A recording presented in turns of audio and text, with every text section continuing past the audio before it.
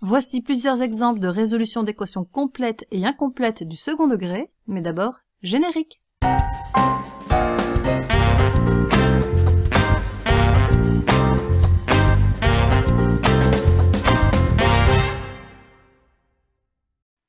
Dans ce premier exemple, il n'y a pas de terme indépendant, c est égal à 0.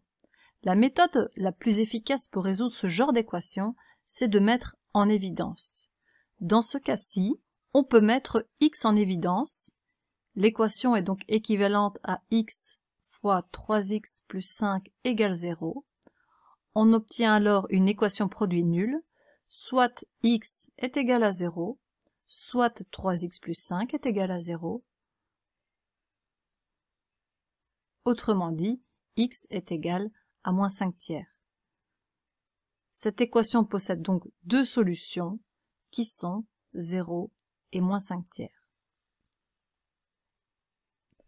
Deuxième exemple et troisième exemple, ces deux équations se ressemblent très fort, c'est le signe plus et le signe moins qui les différencient, mais surtout, elles n'ont pas de terme en b, il n'y a pas de terme du premier degré.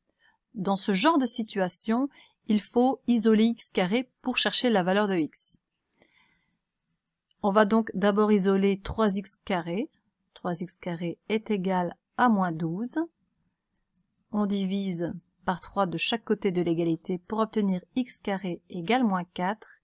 Et le calcul s'arrête là, parce qu'il n'est pas possible de trouver de nombres dont le carré soit égal à moins 4, qui est un nombre négatif.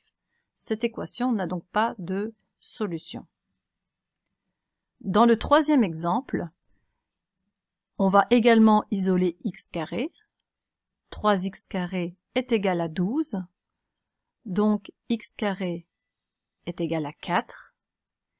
Et je calcule les deux valeurs de x possibles, il y en a bien deux, en prenant plus ou moins la racine carrée de 4, c'est-à-dire que x est égal à plus ou moins 2.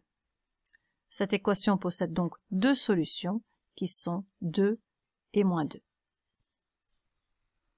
Enfin, dans ces quatrième et cinquième exemples, la méthode que l'on va utiliser, c'est celle des produits remarquables. L'équation x carré moins 4x égale moins 4 n'est pas sous la forme d'une équation du second degré, puisqu'il faut mettre tous les membres d'un même côté de l'égalité. Je vais donc écrire x carré moins 4x plus 4 égale 0. On reconnaît alors un produit remarquable, il s'agit en fait de x moins 2 au carré. Et parce que 0 au carré est égal à 0, il faut que x moins 2 lui-même soit égal à 0. Autrement dit, x doit être égal à 2. Et cette équation ne possède qu'une seule solution, qui est 2. Pour le cinquième exemple, il s'agit d'une équation incomplète puisqu'il n'y a pas de terme en x, mais on reconnaît 25 et 36x carré qui sont deux carrés. Il s'agit donc de la différence de deux carrés et pour ça on peut utiliser les produits remarquables.